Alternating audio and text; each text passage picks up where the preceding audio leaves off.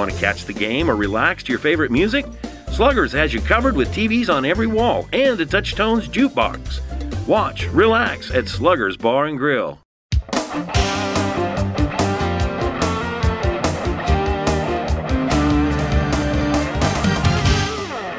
Welcome to End Zone Online. I'm George Ayub with my friend Bobby Mills, the 1,000-yard guy. We are in the foyer, also known as a foyer in some places. Yes. Kind of class it up here a little bit. At Grand Island Central Catholic High School, Grand Island Central Catholic still alive in the Class C1 state playoff football championships. Only game in town. Only game in town. Right. So we are here at Crusader Land. We're going to talk a little high school football. First round of the playoffs took place last week. Your impressions from the first round? Well, George, there were a lot of blowouts, as you probably saw, and it's going to happen in the lower classes with 32 teams. So I was surprised at a few things, but that's what's going to happen. C1 surprised me a little bit, but it's going to happen that way when you have that many teams. Well, I was a little anal about that. I have some numbers. We can talk about that in the second half of the show. But let's talk about Central Catholic's overtime win against O'Neill at Memorial Stadium here, and then their upcoming contest rematch against the always tough Adams Central Patriots.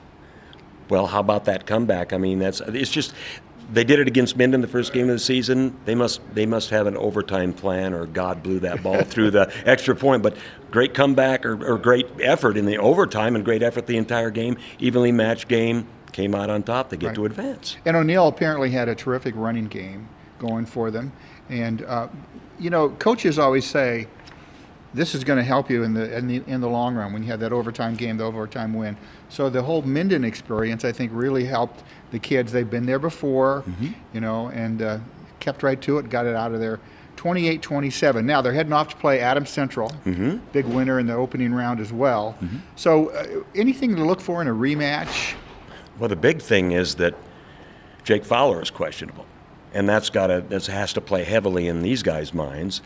But the thing they're going to have to be concerned about is, of course, Jake Fowler was out in the Wilbur-Claytonia game, and they still scored 21 points. But when your defense holds the opposing offense to 6 or 7, that's all you need to score.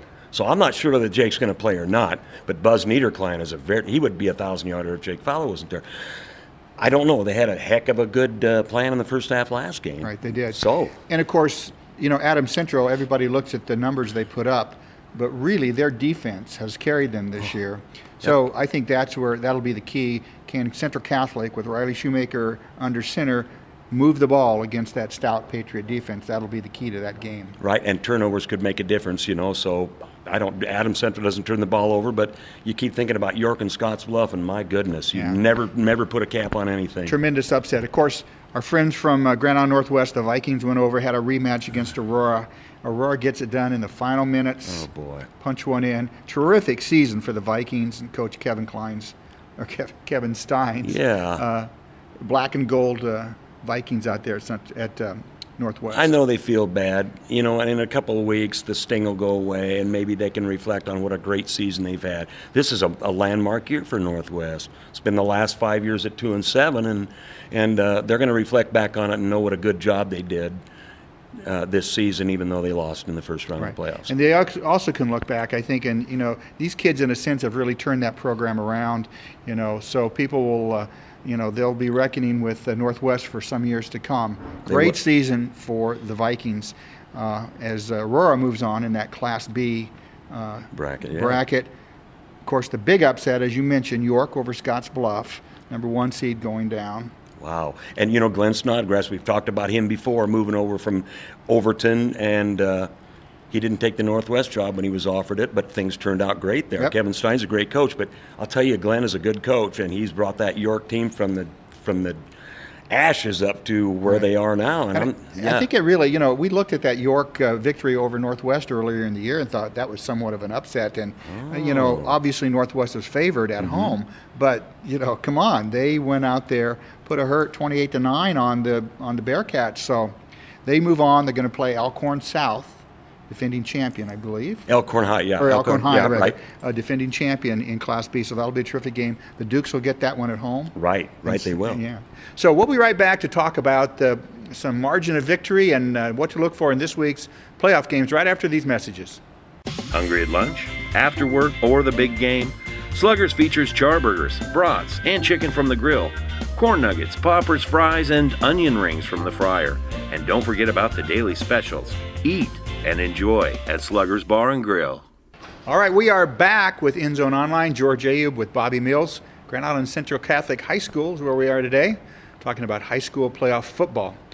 I did some math here, Bobby, and when I do math, it's always a challenge. But I checked my work here. I know you The do. average overall of all 80 games, margin of victory was 28 points. I didn't realize that. Only less than a quarter of the games were within 2 scores.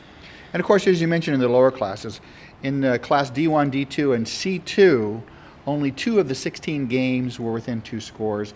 Average margin of victory in D2, for example, is 35 points. Oh, my goodness. So, and that adds fuel to the fire. People want to change the system.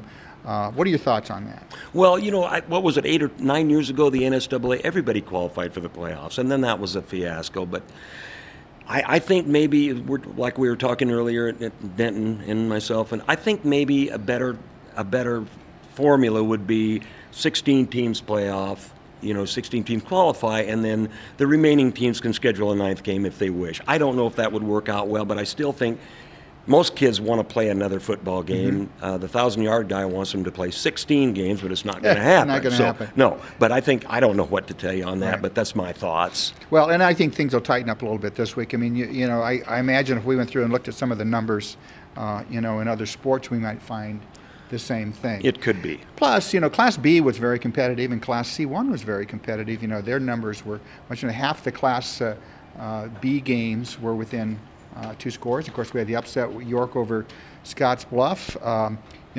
We had some good competitive games. But even in Class A, which was somewhat surprising, I mean, we had a 55-point margin of difference. Norfolk loses to Millard North, 62-7. And maybe that was expected, And you think it might be a little closer, but you were over in Kearney, watching Omaha Central upset Kearney, the number 3 seed. That's a 20-18 game. So It was. you never know. But I did those numbers because I know people were going to be talking about I know that. it, and that's just exactly what they're going to say on that deal. Right, they really are. So whether the NSA will change it, we don't know. Yeah.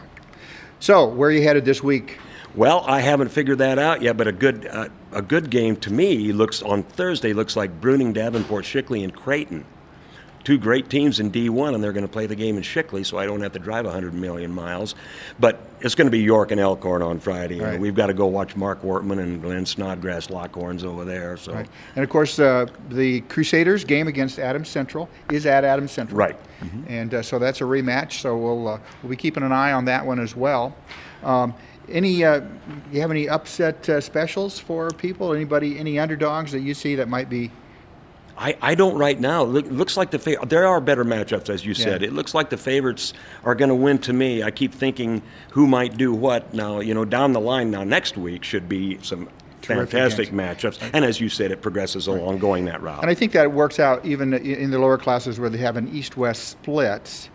Giltner, wins big. But I think as you go through the playoffs, obviously you expect they'll be tested. Yes. But they are on a roll right now. They look very good too. So we'll be back next week with all the scores and other observations from high school playoff football. I'm George Ayub for theindependent.com with my buddy, the 1,000-yard guys, Bobby Mills. This has been End Zone Online. Thanks for joining us.